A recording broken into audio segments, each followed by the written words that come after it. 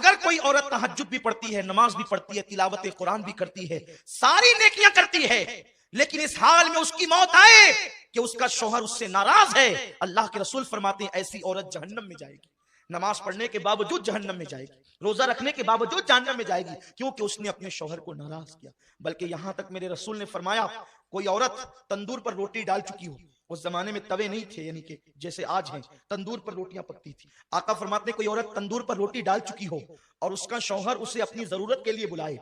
کیونکہ محفل میں سبھی لوگ ہیں, میں بہت حیا کے پردے میں حدیث پڑھ رہا ہوں. عورت نے تندور پہ روٹی ڈال دی ہے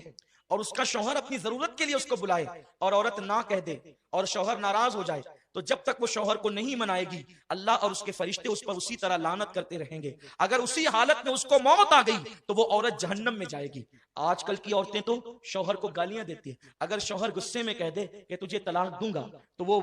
اس کا منہ دبانے کی بجائے یا معافی مانگنے کی بجائے یا اس سے لجاجت کرنے کی بجائے, آج کی عورتیں اتنی بے باک ہو گئی ہے کہ یہاں تک ہم نے سنا ہے لوگوں سے, لوگ آ کر کے بتاتے ہیں, ہمیں تو نہیں پتا, لیکن لوگ آ کر کے بتاتے ہیں کہ شوہر نے کہا کہ طلاق دوں گا, کہتے ہیں اگر تیرے باپ کا ہوگا تو دے کے بتا. استغفر اللہ, جو عورتیں اس قدر بے باک ہو گئی ہو, ایسی عورتیں لعنتی ہے جو اپنے شوہر سے طلاق کا مطالبہ کرتی ہے. اللہ اکبر, میرے رسول صلی اللہ علیہ وسلم فرماتے ہیں کہ اگر کسی کے شوہر کے جسم میں پھوڑے پیدا ہو جائیں, پھنسیاں پیدا ہو جائے اور اس سے پیپ بے بے کر کے نکل رہا ہو اور اس کی بیوی اس کو زبان سے چاٹ چاٹ کر صاف کرے, تو بھی بیوی اپنے شوہر کا حق ادا نہیں کر سکتی.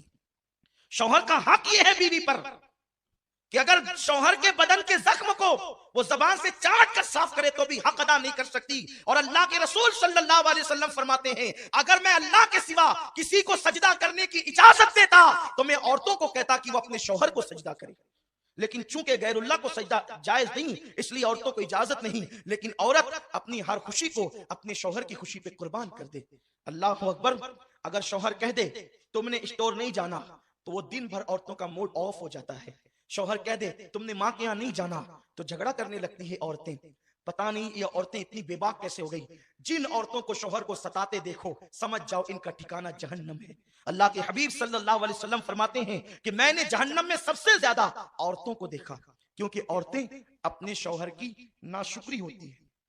یعنی ان کو ہر دن ہر چیز ملے اور کبھی نہ ملے تو بس ان کا ایک جملہ تو یہ آپ سن ہی لیں گے کہ جب سے اس گھر میں آئی ہوں مجھے کبھی خوشی نہیں ملی, جب سے اس گھر میں آئی ہوں میرا مطالبہ پورا نہیں ہوا, کہ ہر دن پورا ہوا. یہ ناشکری صرف شوہر کی نہیں, یہ اللہ کی ناشکری ہے, اور ایسی عورتیں جہنم میں جائے گی. اور پھر ماں باپ بھی اتنے بگڑ گئے, اللہ رحم و کرم فرمائے, کہ اگر بیٹی شوہر کا شکوہ لے کر کے آتی ہے تو ماں باپ کہتے ہیں بیٹی ہم کوئی فقیر تھوڑی ہے, ہم کوئی جو ہے وہ اتنے گئے گزرے تھوڑی ہیں,